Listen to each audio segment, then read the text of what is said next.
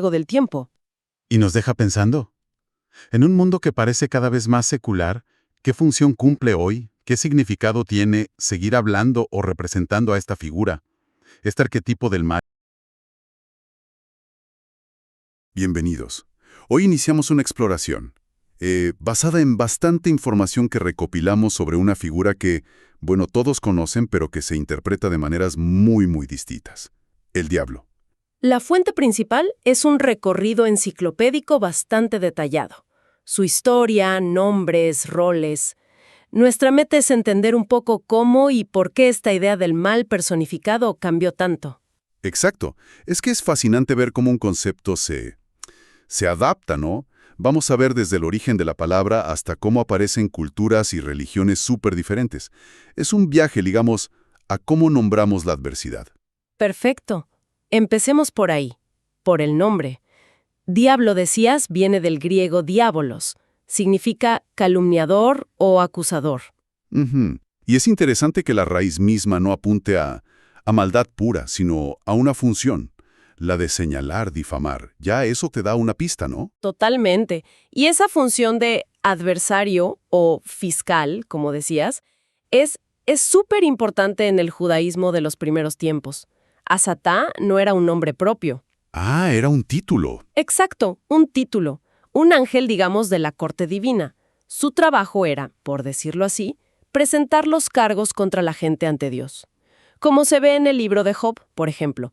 No era una fuerza rebelde independiente. Qué distinto a la imagen que tenemos hoy, ¿no? Al menos en Occidente. ¿Cómo se llegó a esa figura? Bueno, la típica, con cuernos, cola, tridente.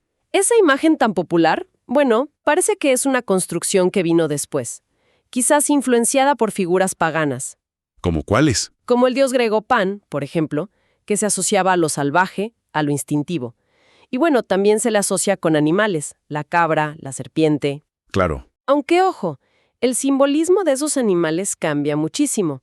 La serpiente es sabiduría en algunas culturas y tentación en la nuestra, digamos. Es verdad. ¿Y los nombres? Hay muchísimos. Lucifer, Satanás, Belcebú, y las versiones locales, Mandinga, Chamuco, el número 666, claro. Ujú. Pero salgamos un poco de lo más conocido. ¿Cómo aparece esta idea del mal en otras tradiciones? Ahí debe haber mucha variedad.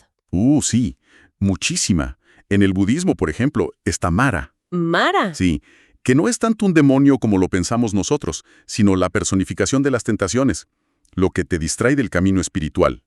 Es quien intentó tentar a Buda, de hecho. Ah, mira.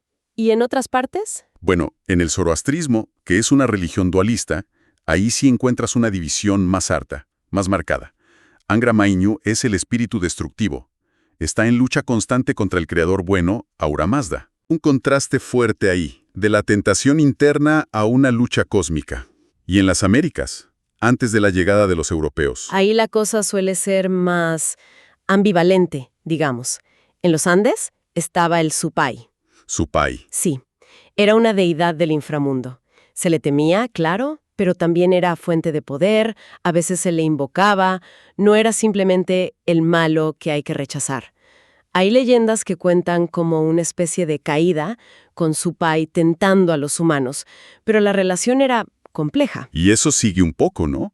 Mencionaste lo del tío en las minas de Bolivia, que lo veneran como guardián de los minerales con la imagen del diablo pero sin la carga satánica que le damos nosotros. Totalmente. Es fascinante cómo una misma imagen puede significar cosas distintas.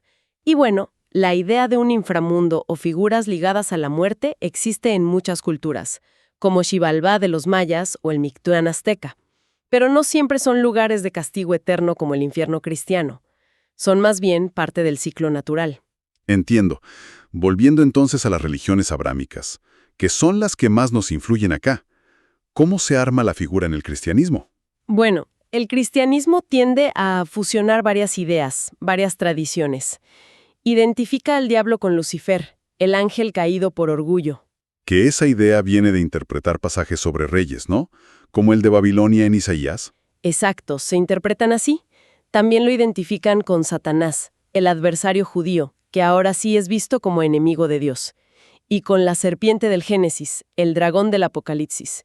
se convierte en el gran tentador, una fuerza maligna activa. Pero siempre subordinada a Dios, ¿verdad? Sí, eso es clave en la teología cristiana. Es una criatura, no un poder igual a Dios. Una síntesis potente. Ha marcado muchísimo la cultura occidental. Sin duda. Y hay teólogos que sugieren que esta figura cumple una función psicológica importante. Permite externalizar la sombra humana, ¿no?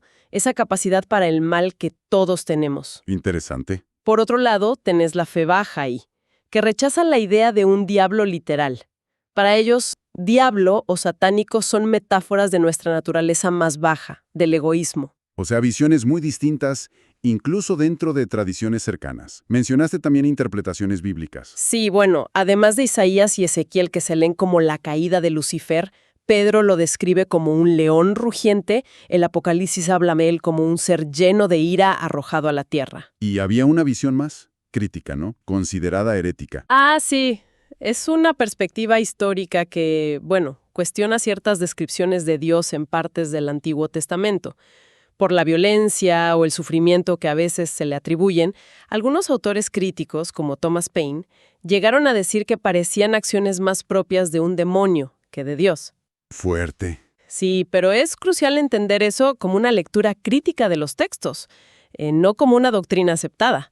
Solo subraya lo complejas y a veces tensas que son estas escrituras antiguas. Entendido. Entonces, después de todo este recorrido, ¿qué nos llevamos? Que la figura del diablo es increíblemente plástica, ¿no?